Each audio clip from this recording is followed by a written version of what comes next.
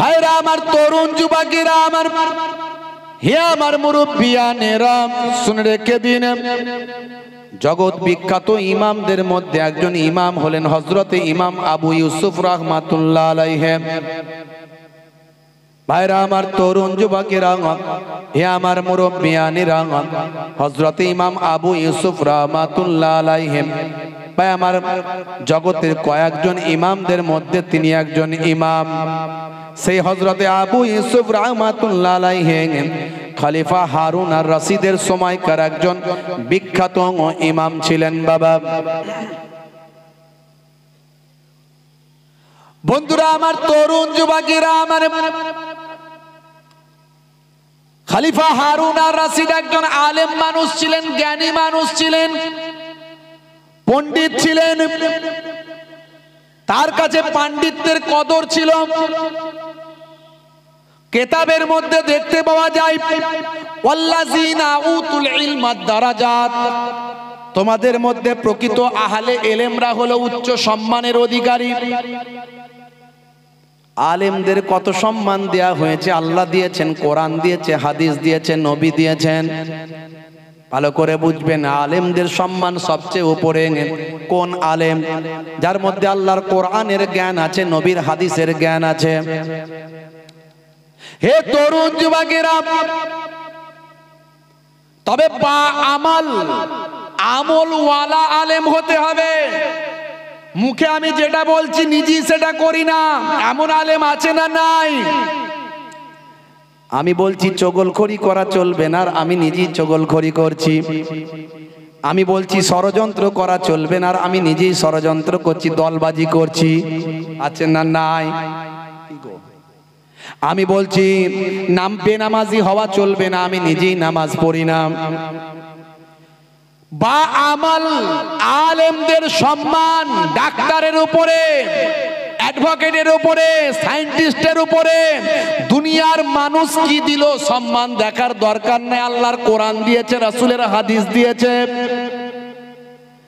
হে তরুণ যুবকেরা, হে আমার মুরব্বিয়ানেরা, হযরতে ইমাম আবু ইউসুফ রাহমাতুল্লাহ আলাইহি সেই জামানার মস্ত বড় আলেম, মস্ত বড় তিনি একজন ইমাম ছিলেন, বাদশা ছিলেন, পণ্ডিত, জ্ঞানী মানুষ। তিনি আল্লাহর কোরআন, রাসূলের হাদিস অনুযায়ী আলেমদের সম্মান করতেন। বাদশা কি করলেন? হে তরুণ যুবকেরা, হে আমার বন্ধুরা, হে আমার মুরব্বিয়ানেরা, বাদশা দাওয়াত করলেন ইমাম আবু ইউসুফ রাহমাতুল্লাহ আলাইহিকে রাজ দরবারে। বাদশা হারুন আর রশিদ রাজ দরবারে দাওয়াত করেছেন, আপ্যায়ন করবেন, ভালো করে খানা পিনার ব্যবস্থা করেছেন। নিজে হাতে আপ্যায়ন করতে চান, নিজে হাতে ওয়েলকাম, স্বাগতম জানিয়ে নিয়ে এসেছেন। দূর থেকে ইস্তেকবাল করে সম্মান জানিয়ে নিয়ে এসেছেন। মনে রাখবেন, মান যারা আলেমান ফাকান্নামা যারানি, যে আলেমে হাক্কানির সঙ্গে মোলাকাত করল, নবী বলেন সে যেন আমি রাসূলের সঙ্গে মোলাকাত করল। মান সাফা আলেমান ফাকান্নামা সাফানি, যে আলেমে হাক্কানির সঙ্গে মুসাফা করল, সে যেন আমি রাসূলুল্লাহ দয়ার নবীর সঙ্গে মুসাফাটা করে গেল। মান জালাসা আলেমান ফাকান্নামা জালাসানি, যে আলেমে হাক্কানির মজলিসে গিয়ে বসলো, সে যেন আমি রাসূলুল্লাহ দয়ার নবী আমার মজলিসে এসে বসলো। জোরে হবে না? তবে আখেরি জামানার দুই ধরনের আলেম, একটা বা আমল আর একটা বে আমল। একটা আমলওয়ালা আর একটা আমল ছাড়া। মুখে ভালো ভালো কথা বলে, কোরআনের কথা, হাদিসের কথা, সুন্নতের কথা, নামাজের কথা। গীবত করো না, চগলখড়ি করো না, পরনিন্দা করো না, ষড়যন্ত্র করো না, হিংসা করো না, বিদ্বেষ করো না, মুখে বলে, কিন্তু অন্তরটা তার অন্যরকম। বন্ধুরা আমার, তরুণ যুবকেরা, 1450 বছর আগে নবী বলেছেন, আমি বলছি না, দয়ার নবী বলছেন এক ধরনের আলেম সমাজে হবে আখেরি জামানায়। ভালো করে বুঝবেন, এক ধরনের আলেম আখিরি জামানায় সমাজে হবে, তাদের অন্তরটা কেমন হবে? নবী বলেছেন কুলুবুহুম কা কুলুবিজ জিয়াব, কুলুবুহুম কা কুলুবিজ জিয়াব, তাদের অন্তরটা হবে নেকড়ে বাঘের মতো। আর কথাটা কেমন হবে? নবী বলছেন কালামুহুম কা কালামিল আম্বিয়া, কথাগুলো হবে নবীদের কথার মতো। কথাগুলো বলবে সুন্দর সুন্দর, কিন্তু অন্তরটা নেকড়ে বাঘের মতো। তাদের বক্তব্য, তাদের কথা, তাদের ভাই আমার চিন্তা ভাবনা থাকবে অন্যরকম, লোকে বুঝতে পারবে। ওয়াফিলুহুম কাফিলিল ফারাইনাত, কাজকর্মগুলো হবে ফেরাউনের কাজের মতো। আল্লাহর নবী বলেন এরা আমার উম্মত নয়, আর আমি নবীও এদের নবী নয়। কিন্তু আমার আল্লাহ আলেমদের অনেক সম্মান দিয়েছেন। ভাই আমার বাদশা হারুন আর রশিদ, তিনি ভাই আমার হযরত ইমাম আবু ইউসুফ রাহমাতুল্লাহ আলাইহিকে দাওয়াত করেছেন, নিজে ইস্তেকবাল করে নিয়ে গেছেন, ওয়েলকাম স্বাগতম জানিয়ে। হে তরুণ যুবকেরা, হে আমার বন্ধুরা, রাজ দরবারে নিয়ে গিয়ে সুন্দর আসন তৈরি করে দাস্তারখান বিছিয়ে দিয়ে নিজে হাতে বাদশা আলেমের সম্মান করছে, নিজে হাতে সম্মান করছে। বন্ধুরা আমার, তরুণ যুবকেরা, আলেমের ইজ্জত আল্লাহ কত দিয়েছে ভালো করে ভাবুন। একজন বাদশার মতো বাদশা, যার মধ্যে জ্ঞান আছে, এলেম আছে, সে আলেমদের সম্মান করবে, হাক্কানি আলেমদের। বাদশা হারুন আর রশিদ নিজে হাতে দস্তরখান বিছিয়ে দিয়েছেন। হুজুর আপনি বসুন, আপনাকে আমি নিজে হাতে আজকে মেহমানদারি করাবো। আপনি হলেন এত বড় জগৎ বিখ্যাত ইমাম, আল্লাহর আলেম বান্দা। হে তরুণ যুবকেরা, হে আমার বন্ধুরা, এমন সময় দেখতে পাওয়া যায় একটু ফালুদা নিয়ে এসেছেন, ফালুদা, পেস্তার তৈরি ফালুদা। এই ফালুদা নিয়ে এসে এক গ্লাস ফালুদা প্রথম দিয়েছে হুজুর খান। এটা হলো পেস্তার তৈরি ফালুদা, বড় সুস্বাদু খেতে। আপনার জন্য আমি নিজে হাতেই নিয়ে এসেছি, নিজে হাতেই বানিয়েছি, আপনার জন্য স্পেশাল বানানো হয়েছে, আমি নিজে হাতে আপনাকে খাওয়াতে চাই। হযরতে ইমাম আবু ইউসুফ রাহমাতুল্লাহ আলাইহি এই ফালুদার কথা শুনে ঝরঝর করে কাঁদতে লাগলেন, চোখ দিয়ে ঝরঝর করে পানি ঝরতে লাগলো। হযরতে আল্লাহর মাহবুব বান্দার চোখের পানি দেখে বাদশা হারুন আর রশিদ তিনি অবাক হয়ে গেলেন। হুজুর বেয়াদবি নেবেন না, আমার কথায় কি আপনার কোনো ব্যথা লেগেছে? আমার কথায় কি আপনি দুঃখ পেয়েছেন? কেন কাঁদছেন হুজুর, কেন কাঁদছেন একটু বলবেন। বলবেন হুজুর বেয়াদবি হয়ে গেলে ক্ষমা করবেন। আল্লাহর মাহবুব বান্দা বললেন ও বাদশা জাহাপনা, বাদশা হারুন আর রশিদ, আপনার কথাতে আমার কোনো দুঃখ নাই। তাহলে কি ব্যাপার, কেন আপনি এমন কাঁদছেন? বলে আপনি যখন ফালুদার কথা বললেন, ফালুদা আমাকে খাওয়াতে চাইলেন, আমার একটা অতীতের কথা মনে পড়ে গেল। বলে কি কথা? এই অতীতের কথা মনে পড়ার সঙ্গে সঙ্গে আমি আর অশ্রু ধরে রাখতে পারলাম না, চোখ দিয়ে আমার অশ্রুটা ঝরঝর করে গড়াতে লাগলো। সেই সময় বাদশা বলেন হুজুর অতীতের কি এমন ঘটনা মনে পড়ল যে আপনি আর অশ্রু ধরে রাখতে পারলেন না, একটু বলবেন। সেই সময় হযরতে হারুন আর রশিদ সামনে রেখে ভাই আমার ইমাম আবু ইউসুফ রাহমাতুল্লাহ আলাইহি চোখ ভরা পানি নিয়ে বলতে শুরু করলেন, বাদশা জাহাপনা শুনে রেখে দেন, কুফা নগরীতে একটা পরিবার ছিল, বড় গরিব পরিবার, poor family. His family is poor, গরিব ফ্যামিলি। বন্ধুরা আমার, তরুণ যুবকেরা আমার, হে আমার মুরব্বিয়ানিরা, ইমাম সাহেব বলতে শুরু করলেন এই গরিব ফ্যামিলির অনাহারে অর্ধাহারে দিন কাটতো, একবেলা খাওয়া দাওয়া হতো, একবেলা হতো না। এরকম গরিব ফ্যামিলি আছে না নাই? এখনো আছে না নাই? বন্ধুরা আমার, তরুণ যুবকেরা আমার, মুরব্বিয়ানেরা, শুনে রেখে দিন বাবা, জেনে রেখে দিন, সেই পরিবারের যদি কোনো সন্তান থাকে, বাপ মনে মনে চিন্তা করে আমাদের অনাহারে ওর দাহারে দিন কাটছে বটে, সন্তান যদি একটু বড় হয় তাকে আমি অন্তত কোনো কাজে টাকা পয়সা ইনকামের ধান্দায় লাগাবো, তার টাকা পয়সা কিছু হলে আমাদের সংসারের উপকার হবে। ভাবনা হয় কি হয় না? বলেন হয় কি হয় না? এই ভাবনা আসে না আসে? ছোট্ট ফ্যামিলিটার একটা সন্তান ছিল, সন্তানটার নাম হলো ইয়াকুব। হে তরুণ যুবকেরা, হে আমার বন্ধুরা, শুনে রেখে দিন বাবা, জেনে রেখে দেন, এই ইয়াকুব ছোট্ট বাবা, ছোট্ট বাচ্চা ছেলে, একদম ছোট্ট বাচ্চা ছেলে, একটুখানি বাচ্চা। বাবা মনে মনে চিন্তা করছে আমার সন্তান যদি বড় হয়, ওই সন্তানটাকে কাজে পাঠাবো, তার থেকে কিছু অর্থ যদি পাই, অন্তত কিছু সংসারে উপকার লাগবে। এরকম ফ্যামিলি আছে আমাদের সমাজে এখনো অনেক। এই ফ্যামিলিগুলোর প্রতি আমাদের বিশেষ লক্ষ্য রাখা দরকার। আমরা জাকাত ঠিক মতো দিই না।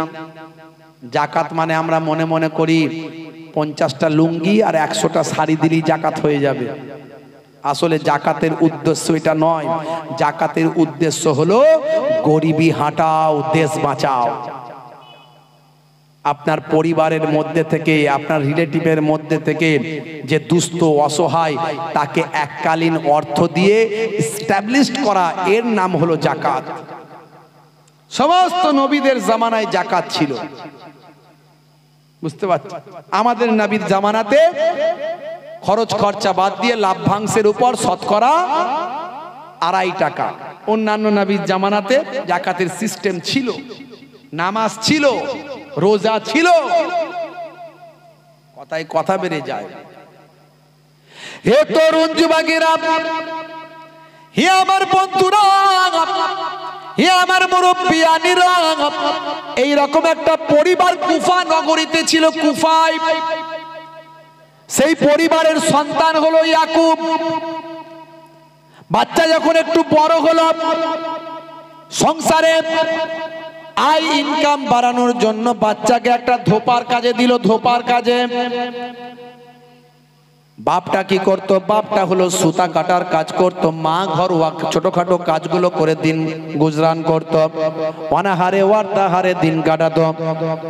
এমন সময় দেখতে পাওয়া যায়, ছোট্ট বয়সে যখন একটু আমার কাজ করার উপযুক্ত হলো, সন্তান যখন 6 বছর 8 বছর হলো, সন্তানকে ধোপাখানায় দিয়ে দিল ধোপার কাজে। ধোপাখানার মালিককে বলল, বাবা আমার সন্তানটাকে দিয়ে গেলাম, বড় অভাবের সংসার বলে দিলাম, পড়ার বয়স, পড়া ছাড়িয়ে কাজেতে লাগালাম, কাজটা করাবেন কিন্তু কষ্ট বেশি দিও না, সন্তানকে আমার আদরের সন্তান, একমাত্র বাচ্চা আমার, তাকে কষ্ট তুমি বেশি দিও না। তবে মনে রেখো, যেটুকু পারো কাজ করবে, ওই কাজের পয়সা যেমন পারবে দেবে, মাসের শেষে পয়সাটা ওর হাতে দেবে, আমার অভাবের সংসারে একটু কাজে লাগবে। বন্ধুরা আমার, তরুণ যুবকেরা আমার, হে আমার মুরব্বিয়ানেরা, হে জওয়ান যুবকেরা, শুনে রেখে দিন বাবা। এমন সময় এই ঘটনা বলছেন হযরত ইমাম আবু ইউসুফ। কে বলছে ঘটনা? ইমাম আবু ইউসুফ ঘটনাটা বলছেন। কাকে বলছেন? বাদশা হারুন আর রশিদকে বলছেন ঘটনা। আল্লাহ গো তোমার দরবারে এই মোর মোনাজাত, ফেলো না তুমি এমন পরীক্ষাতে আমার। আল্লাহ গো তোমার দরবারে এই মোর মোনাজাত, ফেলো না তুমি এমন পরীক্ষাতে আমার। হে তরুণ যুবকেরা, বাদশা হারুন আর রশিদ চিন্তায় পড়ে গেলেন, একই পরীক্ষায় আমি পড়লাম, হুজুরের কান্নাটা বন্ধ করব কি করে? হুজুর তারপরে বলুন, কাঁদবেন না, তারপরে বলুন। হে জওয়ান যুবকেরা, ইমাম আবু ইউসুফ রাহমাতুল্লাহ আলাইহি ঘটনাটা বলতে শুরু করেছে। কুফা নগরীর ওই পরিবারের বাচ্চার ঘটনা। বাচ্চাকে ধোপাখানায় দেওয়া হলো, সে প্রতিদিন ধোপাখানায় কাজে যায়। মা তাকে সকালবেলা রেডি করে ধোপার কাজেতে পাঠিয়ে দেয়। কিন্তু এই বাচ্চাটির পড়াশোনার প্রতি ভীষণ আগ্রহ ছিল, শিক্ষার প্রতি বড় আগ্রহ ছিল।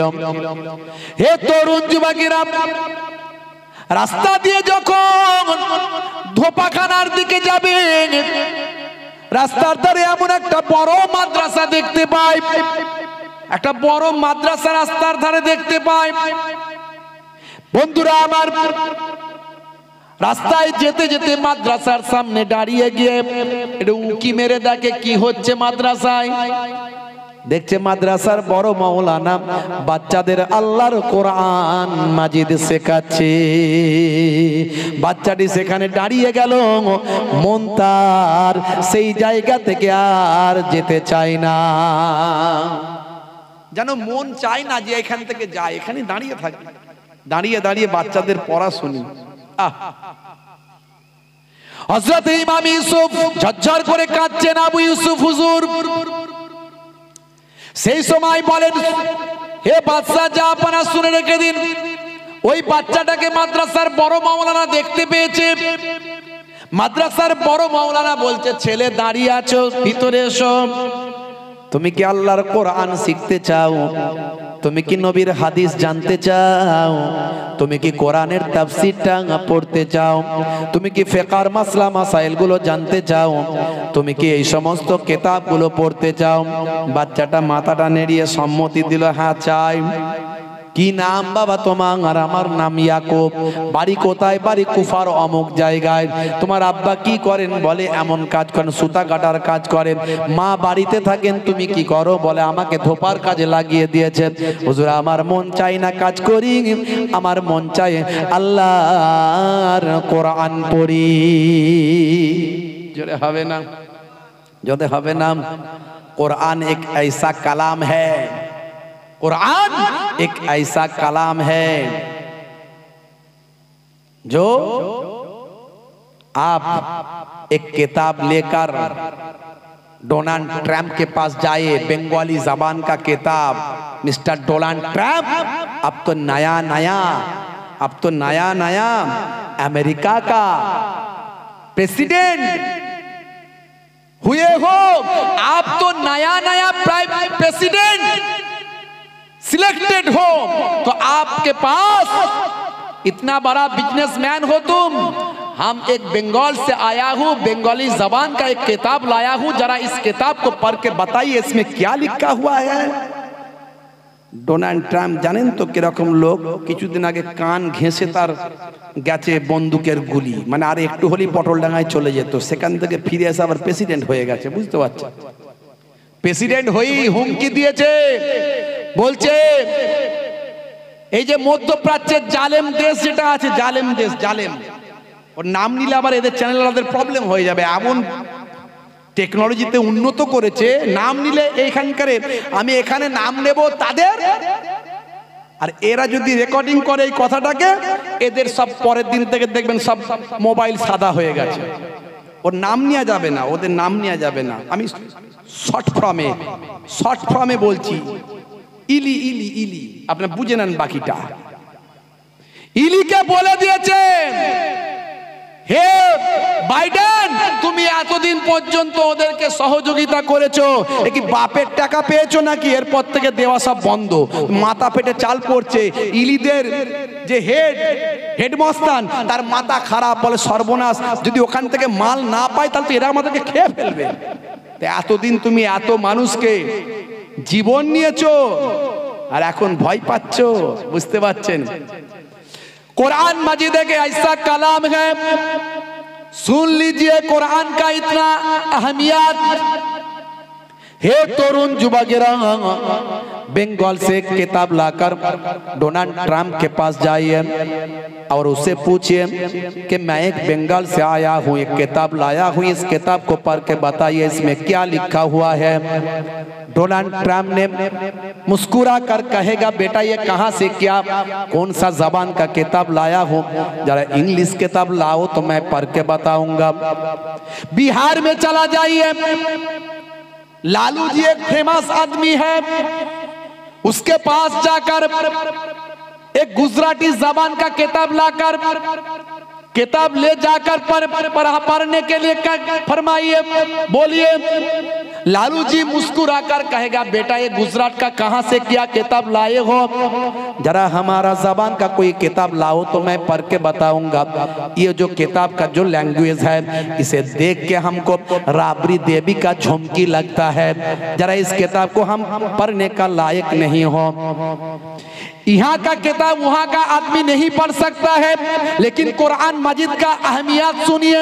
ये कुरान मजीद एक ऐसा किताब है, ऐसा कलाम है जो नाजिल हुआ मक्का में, फैल गया मदीने में, नाजिल हुआ मदीने में, फैल गया मक्का में, नाजिल हुआ मक्का में, फैल गया अफगानिस्तान में, नाजिल हुआ मदीने में, फैल गया पाकिस्तान में, नाजिल हुआ मक्का में, फैल गया इराक में, नाजिल हुआ मदीने में, फैल गया ईरान में, नाजिल हुआ मक्का में, फैल गया फ्रांस में, नाजिल हुआ मदीने में, फैल गया जर्मनी में, नाजिल हुआ मक्का में, फैल गया हिंदुस्तान में, नाजिल हुआ मदीने में, फैल गया सारा दुनिया में।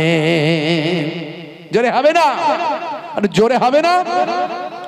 যদি আগুন লেগে ধ্বংস হয়ে যায়, ধ্বংস হয়ে যায় পৃথিবীর সব বইয়ের দোকান, তবু বিশ্ব থেকে হারাবে না পবিত্র কোরআন।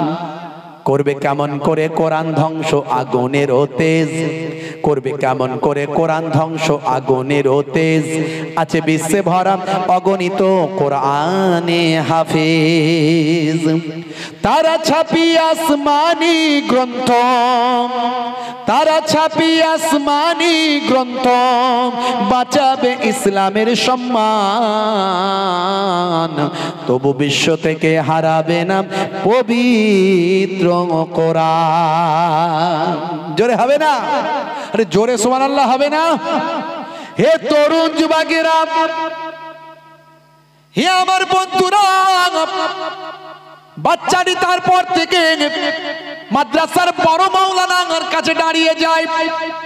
মাদ্রাসার বড় মাওলানা সাহেব বলেন, হে বাচ্চা শুনে রেখে দাও, তোমার কথা তো সবই শুনলাম, তুমি আল্লাহর কোরআন মাজিদটা পড়তে চাও, জানতে চাও, ব্যাখ্যা তাফসীর পড়তে চাও, আলেম হতে চাও। বাবা আসলে তুমি পেস্তার তৈরি ফালুদা খেতে চাও, তুমি সাধারণ খাবার খেতে চাও না, পেস্তার তৈরি স্পেশাল ফালুদা খেতে চাও। যাও বাবা, আজ থেকে যখন তুমি কাজে যাবে, কাজে যাওয়ার সময় তুমি মাদ্রাসায় এসে আল্লাহর কালামটা শিখতে থাকবে, আমি তোমাকে তাফসীর শেখাবো, ইলমে দ্বীন শেখাবো। আর যদি কোনোদিন তোমার পিতা যদি সমস্যা হয়ে যায় আমার কাছে আসবে, আমি যা বলার তাকে বুঝিয়ে বলে দেব। এইভাবে প্রত্যেক দিন চলতে থাকে। কয়েক মাস কেটে গেছে। মাঝে মাঝে জিজ্ঞাসা করে, কিরে তোর ধোপা চাচা পয়সা দেয়নি, মাস তো হয়ে গেছে, মাথা নিচু করে থাকে। কয়েক মাসে সে অনেকটা আল্লাহর জ্ঞান, দ্বীনের জ্ঞান অর্জন করেছে। কয়েক মাস পরে ভাই আমার ওই বাবা ইয়াকুবের আব্বা রাগান্বিত হয়ে ধোপার কাছে চলে যায়। হ্যাঁ ভাই, তোমার কাছে আমার গরিবের সংসার বাচ্চাটাকে পাঠিয়েছি, পড়া ছাড়িয়ে তোমার কাছে পাঠিয়েছি কিছু পয়সার জন্য, আমার সংসারের উপকারের জন্য, অথচ তুমি তাকে পয়সা দিলে না, শুধু বেকার বেকার এতটা দিন খাটালে। সেই সময় ধোপাওয়ালা ভাই বলছে, কি বলছো, তোমার ছেলেকে জিজ্ঞাসা করো, দুই একদিন আসার পরে সে আর কোনোদিন আমার কাছে কাজে আসে না। বাচ্চার কাছে যখন চোখ রাঙিয়ে বাপ জিজ্ঞাসা করলো, তখন বাচ্চা বলল, এই যতদিন পর দিন গেছে আমি আল্লাহর কিতাব, আল্লাহর কোরআন, রাসূলের হাদিসটা শেখার জন্য মাদ্রাসার বড় মাওলানার কাছে গিয়ে দিন শিখেছি। জোরে হবে না, জোরে হবে না। ইয়াকুবের আব্বা রাগান্বিত হয়ে মাদ্রাসার বড় মাওলানার কাছে গেল। হে তরুণ যুবকেরা, হে আমার বন্ধুরা, বড় মাওলানার কাছে গিয়ে সালাম কালাম। আল্লাহর আলেম বান্দাদের কেনা সম্মান করে, যারা হাক্কানি হয় কেনা রেসপেক্ট করে। হুজুর একটা কথা বলার জন্য এলাম। কি বলছো বাবা? আমার সন্তান, আপনি তো সবই জানেন, গরিবের সংসার কাজেতে দিয়েছি, আপনি কাজটা না করিয়ে পড়ার মধ্যে রেখেছেন, আমার সংসারে অভাব চলছে। বলে বাবা, ইয়াকুবের আব্বা মাথা ঠান্ডা করো, তোমার সন্তান পেস্তার তৈরি ফালুদা খেতে চাই আর তুমি তাকে ধোপাখানায় কাজের জন্য পাঠাতে চাও, এটা কখনো হতে পারে না। তোমার সন্তান পেস্তার তৈরি ফালুদা খেতে চাই, আমি তার ব্যবস্থা করেছি, তোমার মাসে যে টাকাটা খরচা হয়, যেটা দিলে তোমার উপকারে লাগবে সেটা তুমি আমার কাছ থেকে নিয়ে যাবে। সন্তানকে কখনো আমার কাছ থেকে ছাড়াবে না, তাকে যতদিন পর্যন্ত পেস্তার তৈরি ফালুদা না খেতে শিখবে, আমি ততদিন পর্যন্ত আল্লাহর দ্বীন তাকে শেখাতে থাকব। হে তরুণ যুবকেরা, এ কথা শুনে বাদশা ঝরঝর করে কাঁদে। ইমাম আবু ইউসুফ রাহমাতুল্লাহ আলাইহি বলতে বলতে কাঁদেন। সেই সময় ভাই আমার দোস্ত আমার বাদশা জাহাপনাকে বলতে লাগলেন, ও বাদশা জাহাপনা, কেন আমি কাঁদছি শুনুন। ওই যে কুফা নগরীর গরিব ফ্যামিলির বাচ্চা ইয়াকুব আর অন্য কেউ নয়, সেই ইয়াকুব হলো আমি, তো ইমাম আবু ইউসুফ। আর কুফা নগরীর ওই মাদ্রাসার বড় মাওলানা আর অন্য কেউ নন, বড় মাওলানা হলেন ইমামে আজম আবু হানিফা। জোরে হবে না? আরে জোরে হবে না? বাপজি আমার, এই মাদ্রাসায় আপনার সন্তানকে দিয়েছেন, কন্যাকে দিয়েছেন, পড়তে দিয়েছেন, মাদ্রাসায় যোগ্য যোগ্য আলেম আছে। আল্লাহর নবী সোনার জবানে জানিয়ে দিলেন, সাবউন তাজরি লিল আবদি বাদা মাউতিহি ওয়া হুয়া ফি কবরিহি। মানুষ মারা যাওয়ার পরে মনে রাখবেন, ভালো কাজ এবং খারাপ কাজ সব বন্ধ হয়ে যায়, নেকি আর বদি সবই বন্ধ হয়ে যায়, গুড এবং ব্যাড সবই স্টপ হয়ে যায়। কেবলমাত্র এমন কিছু কাজ আছে যেগুলো কাল কিয়ামত পর্যন্ত কবরে তার রুহে মাগফিরাতের জন্য কাজে লাগে, তার রুহে আল্লাহ পৌঁছাতে থাকে। এরকম ভালো কাজ হলো সাতটার মধ্যে ভাই আমার, মান আল্লামা ইলমান, বলা হয়েছে যে নিজে এলেম শিক্ষা করলো আর অপরকে শেখাতে লাগলো, অর্থাৎ যে ওস্তাদ নিজে জ্ঞান অর্জন করেছে অপরকে জ্ঞান বিতরণ করছে। এই যে মাদ্রাসা ভাই আমার, তালেবে এলেম যারা আছে, যারা জ্ঞান শিক্ষা লাভ করছেন, যারা স্টুডেন্ট এবং যারা টিচার শিক্ষকেরা ভাই আমার, কোরআন হাদিসের তালিম দিচ্ছেন, মাসলা মাসাইলের তালিম দিচ্ছেন ভাই আমার, সামাজিক জ্ঞান তাদেরকে দান করছেন। এই যে জ্ঞান অর্জন করছে, জ্ঞান বিতরণ করছেন, এই জ্ঞান যিনি অর্জন করলেন এবং বিতরণ করলেন, দয়ার নবীর হাদিসকে সামনে রাখলে প্রমাণ হয় কাল কিয়ামত পর্যন্ত মৃত্যুর পরে কবরে পড়ে পড়ে সওয়াব পেতে থাকবে।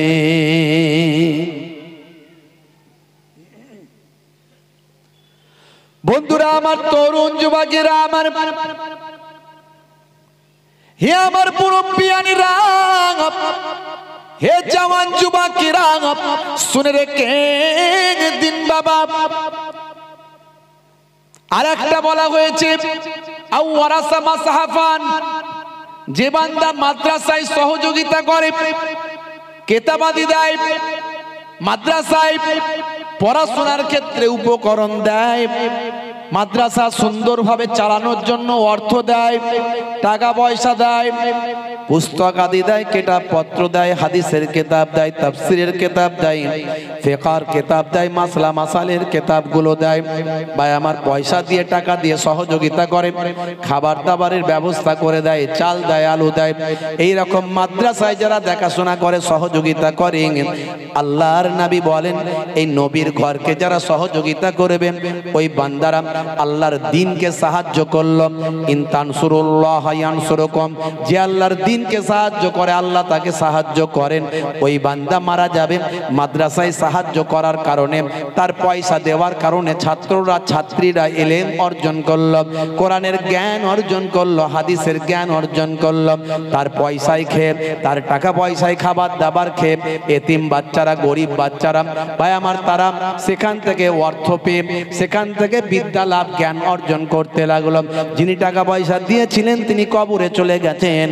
দয়ার নবী বলেন এই এলেম শিক্ষা করার জন্য, মাদ্রাসায় সহযোগিতা করার জন্য ওই বান্দা কবরে পড়ে পড়ে কাল কিয়ামত পর্যন্ত সওয়াব পেতে থাকে।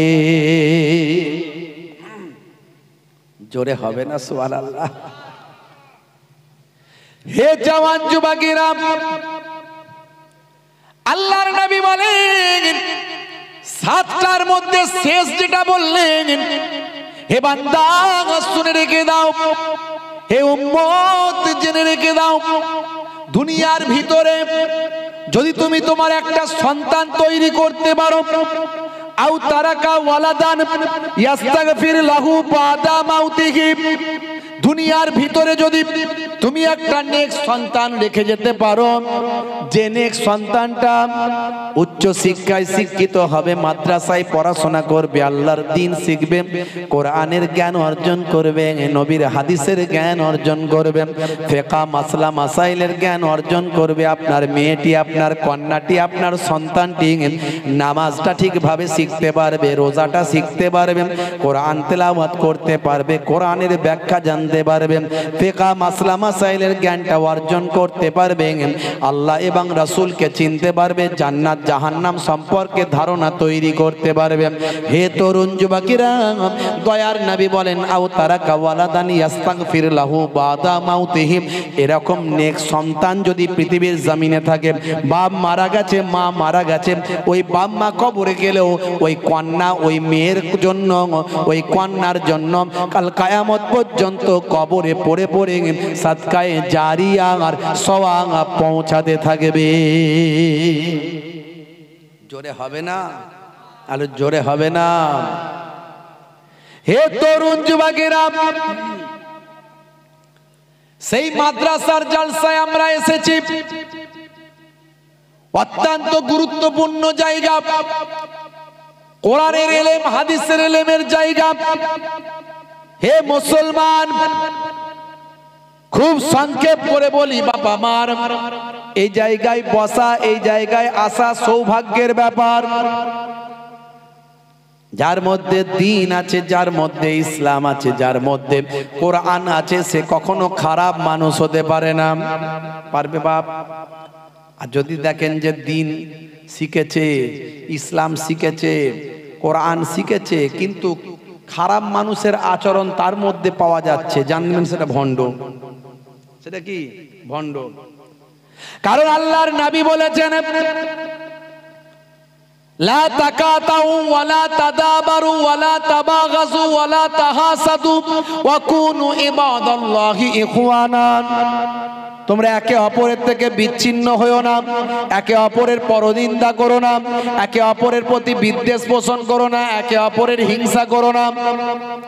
ওয়াকুনু ইবাদাল্লাহি ইখওয়ানা, তোমরা আল্লাহর বান্দারা একে অপরের ভাই হয়ে যাও। কোরআন মাজিদের মধ্যে আল্লাহ বলেছেন ইন্নামাল মুমিনুনা ইখওয়াত, মুমিনরা হলো একে অপরের ভাই। ফাআসলিহু বাইনা আখাওয়াইকুম, তোমরা নিজেদের মধ্যে ইসলাহ করে নাও। মনে রাখবেন, যে ইসলাহ করতে চায় না, যে মিল করতে চায় না, যে দ্বন্দ্ব করতে চায়, সে কখনো মুমিন হতে পারে না।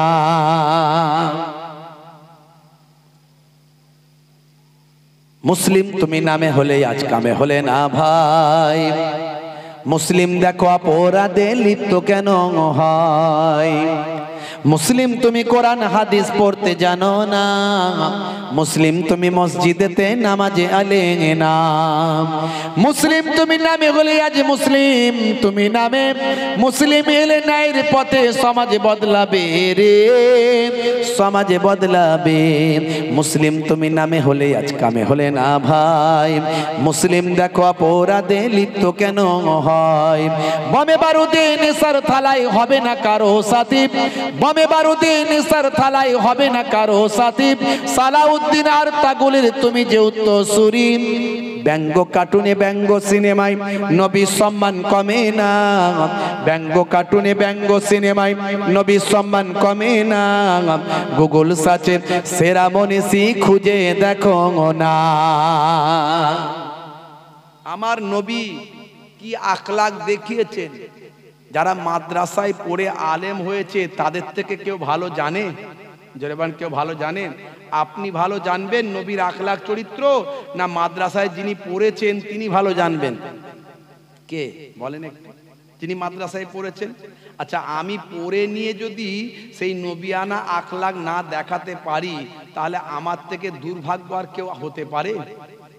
জোরে বলেন, আমার থেকে দুর্ভাগ্য মানে কপাল পোড়া আর কারো হতে পারে? যে মাদ্রাসায় পড়ে দিনের এলেম শিখে, কোরআন হাদিস শিখে, রাসূলের তরিকা শেখার পরেও তারপর আমরা কি করছি? আমরা গীবত, চগলখড়ি, পরনিন্দা, স্টেজে বসে বসে এর বিরোধিতা ওর বিরোধিতা করছি না করিনি? এ আছে না নাই? জোরে বলেন। যারা করে এদের থেকে দূরে থাকতে হবে। কি পারবেন তো নাকি? যারা করে এদের থেকে দূরে থাকতে হবে। দাদা হুজুর দাদা হুজুর দাদা হুজুর করছি, কিন্তু দাদা হুজুরের আদর্শ আমার মধ্যে নাই। দাদা হুজুরকে আমি ভালোবাসিনি, আমি মুখে দাদা হুজুর বলি, কাজে দাদা হুজুর নয়। আছে না নাই? ভাইরা আমার, আমার নবী নবী নবী নবী করছি, নবীর আদর্শ নাই। আমার কথা শুনলে লোকে দুঃখ পায়, আমার কথা বাঁকা বাঁকা কথা, আমার কথা বাঁকা বাঁকা কথা। আমি এমন কথা বলি মানুষকে ঠেস দিয়ে বোঝা যায় যে কাকে কি বলছে। না না না, ওসব বলে লাভ নাই। বাবা মার, কাউকে দুঃখ দিয়ে কষ্ট দিয়ে কোনোদিন জান্নাত পাওয়া যায় না। কাউকে দুঃখ দিয়ে কষ্ট দিয়ে, কাউকে দুঃখ দিয়ে কখনো জান্নাত পাওয়া যায় না। আর কত লাপালাপি করে কি লাভ? দেওয়ালে তো পিঠ ঠেকে গেছে, দেওয়ালে পিঠ ঠেকে গেছে। মুসলমান,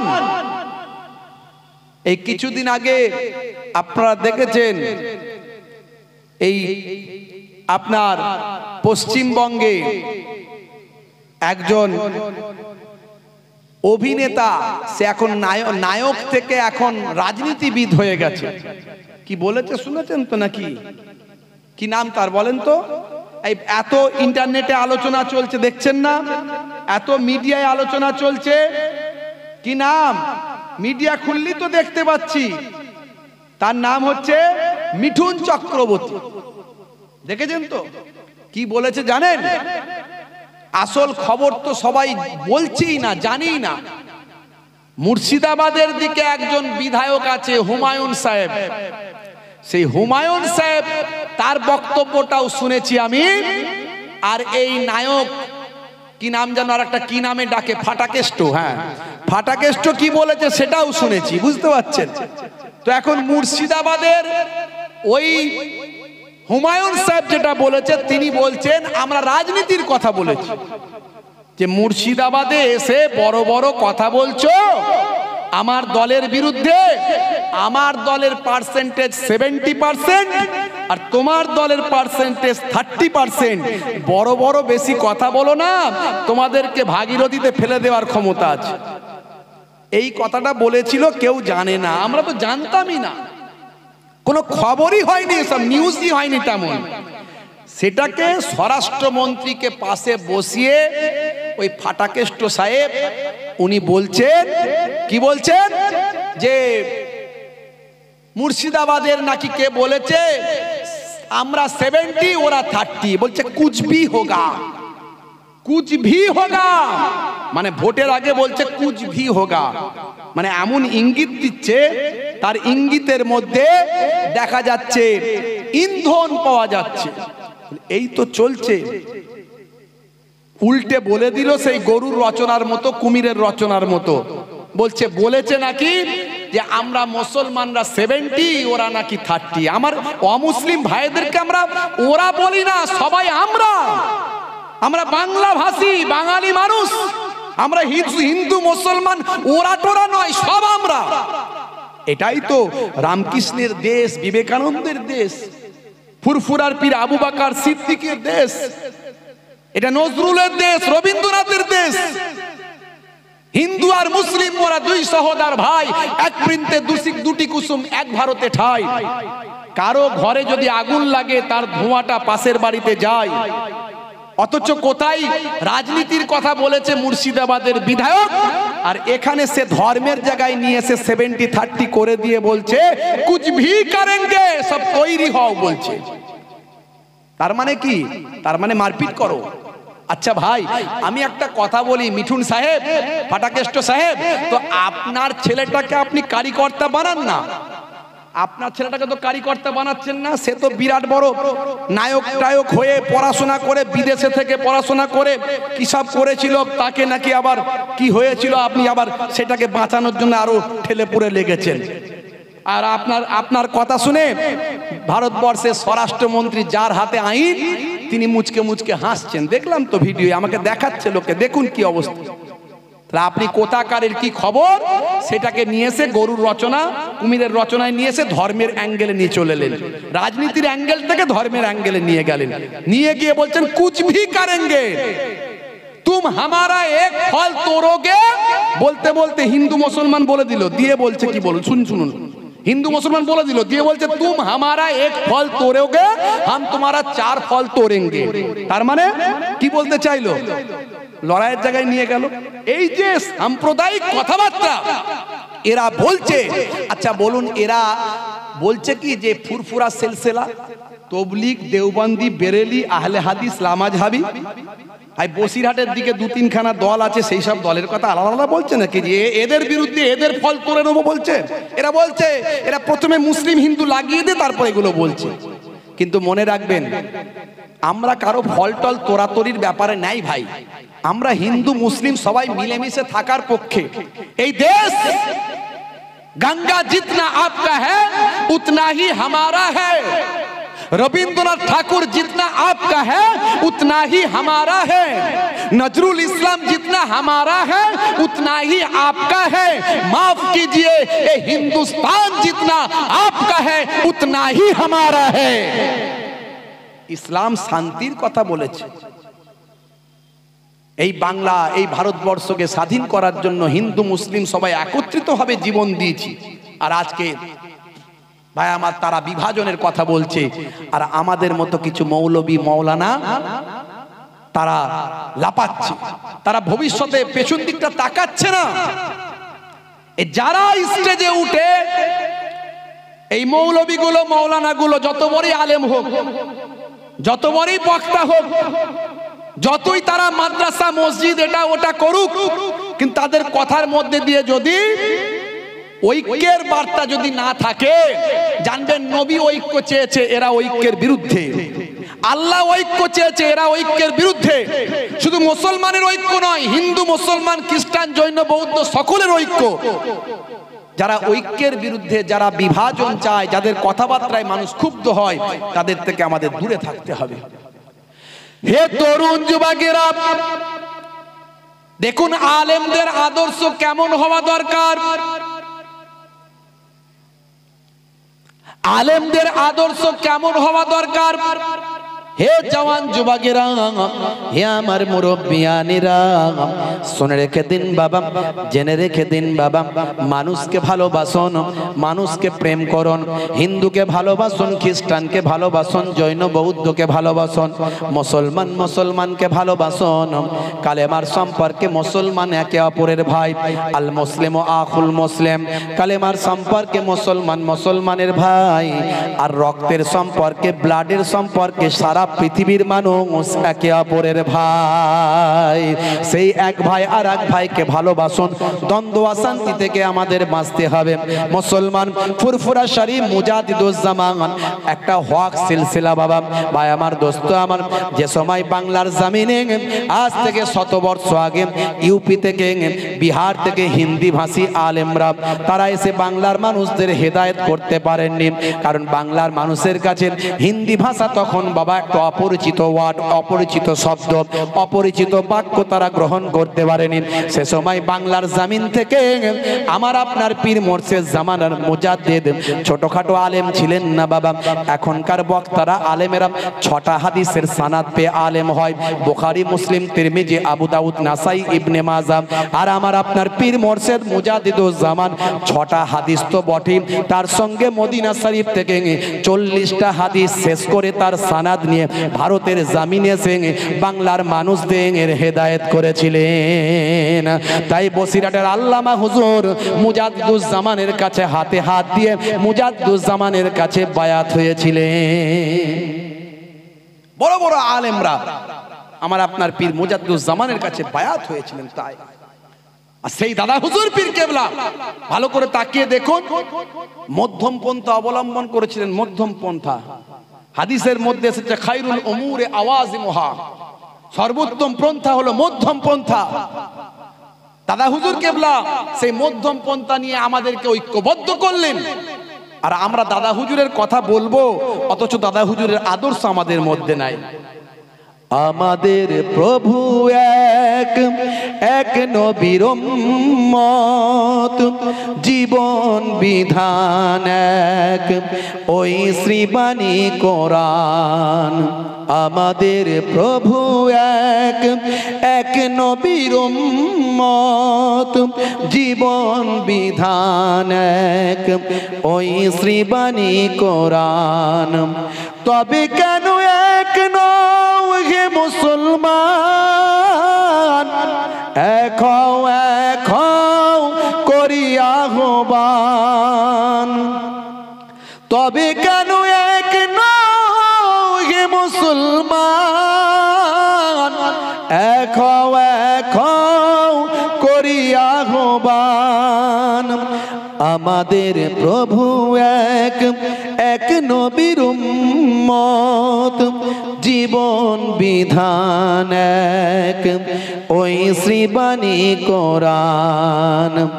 বাইতুল্লাহ এক, মদিনা শরীফ এক, উহুদ পাহাড় এক, বদরের মাঠ এক। জোরে হবে না? জোরে হবে না? বাইতুল্লাহ এক, মদিনা শরীফ এক, উহুদ পাহাড় এক, বদরের মাঠ এক। একটা তো জীবন আর মরণ তো একটাই, একটা তো জীবন আর মরণ তো একটাই। সকলের তরে আছে একই স্থান। তবে কেন এক নও হে মুসলমান, এক হও করিয়া আহ্বান। তবে কেন এক নও হে মুসলমান, এক হও করিয়া আহ্বান। আমাদের প্রভু এক, এক নবীর উম্মত, জীবন বিধান এক, ওই শ্রীবাণী কোরআন। আমাদের প্রভু এক, এক নবীর উম্মত, জীবন বিধান এক, ওই শ্রীবাণী কোরআন। আল্লাহুম্মা সাল্লি আলা জোরে সোরে ওয়া আলা আলি।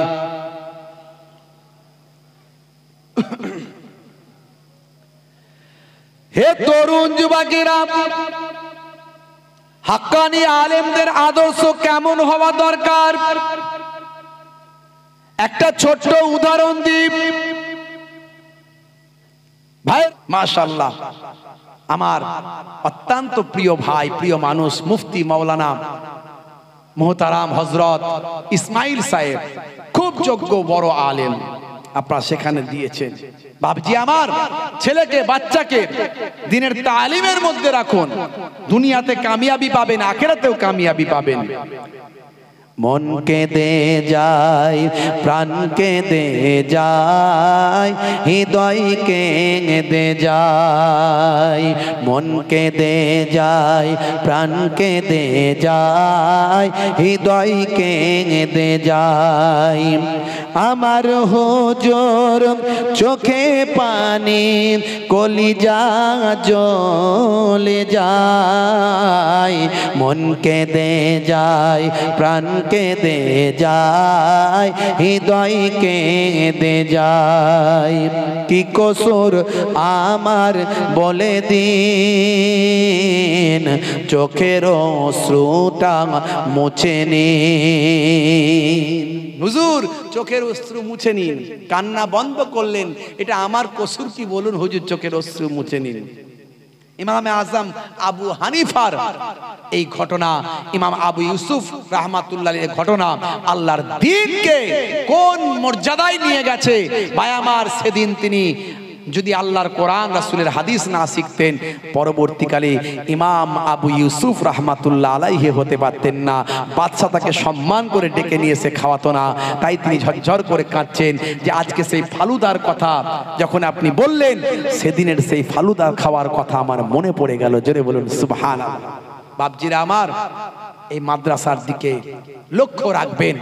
আমি আপনাদের কাছে বিদায় নেব, যাওয়ার আগে একটুখানি শুধু বলবো যে আপনারা তো আজ থেকে ওয়াজ জালসা শুরু হলো, আগামী কালও চলবে। ফুরফুরা দরবার শরীফ থেকে আমার দুইজন মামাতো ভাই, মাশাআল্লাহ আমার থেকে সব ছোট ভাই আমার, বুঝতে পারছেন, তারা হলো ছেলের ছেলে, আমি মেয়ের ছেলে, আবার আমি মায়াপুর পীরনগরী হুজুর কেবলার ছেলের ছেলে, বুঝতে পারছেন। দুই দরবারের মেহমান, মুসাফির হালাতে আহলে বায়াতের খানদানের চিটেফুটা রক্ত আমার শরীরে আছে। আমি অধম গুনাহগার আপনাদের খেদমতে এসেছি।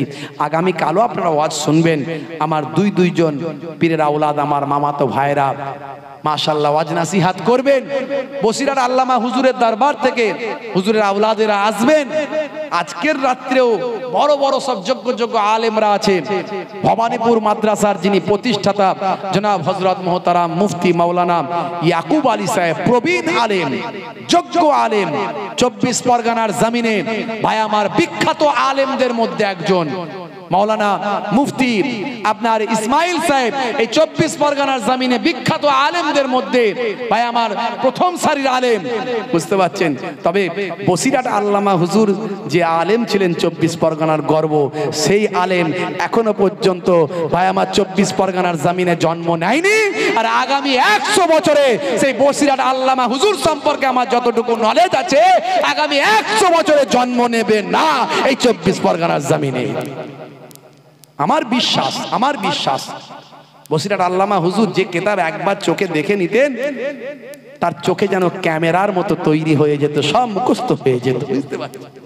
যতদিন পর্যন্ত মাদ্রাসা আলিয়ায় পড়াশোনা করেছিলেন, বসিরহাট আল্লামা হুজুর 1 নম্বরে, তার উপরে আর কেউ নাই। তিনি বুঝতে পারলেন বাবা একজন আল্লাহর ওলি ধরতে হবে, একজন বড় আলেম ধরতে হবে। চলে গেলেন বাংলার বিখ্যাত আলেম, ভারতবর্ষের বিখ্যাত আলেম পীর মুজাদ্দুজ্জামান আবু বকর সিদ্দিক রহমাতুল্লাহ আলাইহির হাতে হাত দিয়ে দাস্তে বায়াত হয়ে গেলেন, মুরিদ হয়ে গেলেন। জোরে বলুন সুবহানাল্লাহ। বাপজি আমার, আল্লাহ করে 24 পরগনায় অনেক যোগ্য আলেম আছেন, যিনি আছেন সবাইকে আমি রেসপেক্ট করি, সম্মান করি। যে অ্যাঙ্গেল থেকে কাজ করছেন করুন, প্রত্যেকেই আমরা যেন আল্লাহকে সন্তুষ্ট করার জন্য করতে পারি, দ্বীনের পথে চলতে পারি, ইসলামের পথে চলতে পারি, একে অপরকে যেন কষ্ট না দিই, এগুলো আমাদের মাথায় রাখতে হবে, না হলে কোনো রকমে আমরা কামিয়াবি হতে পারবো না। ভাইরা আমার, সেই মাদ্রাসায় আল্লাহ করে যোগ্য আলেমরা এখানে আছেন। আমার অত্যন্ত প্রিয় ভাই, খুব বড় আলেম আমার পাশে এসে বসেছেন, এই মাদ্রাসার অনেক বড় দায়িত্বে আছেন। মুফতি সাহেব, মাওলানা সাহেব মাশাআল্লাহ এসেছেন। তা আমি ভাইয়েরা বলেছেন একটু সময় তো হাতে খুব কম, তো একটুখানি আমার হাতে যদি আপনারা বলতে চান। আমি তো এলেমের গুরুত্ব নিয়ে একটু বললাম, অনেক আলোচনা ছিল, তো এই এলেমের গুরুত্ব নিয়ে একটু বললাম। যদি সেই কোরআন মাজিদকে সাহায্য করেন, আল্লাহ দুনিয়া আখেরাতে আপনাকে সাহায্য করবে। কোরআন মাজিদে আল্লাহ বলেছেন, মান জাআ বিল হাসানাতে ফালাহু আসরু আমসালিহা। বান্দা একটা হাসানা করবে, একটা ভালো কাজ করবে, 1 দেবে, আমি আল্লাহ তোমাকে 10 দেব, 10টা জাযা দেব। জোরে বলুন সুবহানাল্লাহ। তা আছেন বাপ একজন ভাই 1001 টাকা এক দিয়ে শুরু করছি, আল্লাহ হলেন এক, সেহি Allah is one, Allah is one whom all depend, he begets not is he begotten and none is like him, সে আল্লাহ হলেন এক, তাই এক দিয়ে শুরু করছি। এক হলো বেজোর, আল্লাহু বিত্রুন ওয়া ইউহিব্বুল বিত্রা, আল্লাহ বেজোর বেজোর পছন্দ করেন। একজন আছেন 1001 টাকা, কত গরিব বাচ্চারা আমার মায়েরা মেয়েরা পড়াশোনা করে, নারী শিক্ষায় হয় সমাজ গঠিত, নারী শিক্ষা নাই বলে সমাজ পতিত, নারীগণ যদি শিক্ষিতা না হয় কখনো মুসলিম জাতি জাগিবার নয়। একজন আছেন 1001 টাকা, পরে দেবেন, এখন দিতে হবে না, নামটা লেখাবেন। আপনাদের দুই খানদানের পীরের আওলাদ হিসাবে এসেছি, একটু বলতে পারেন বাপ 1001 টাকা মুসাফির হালাত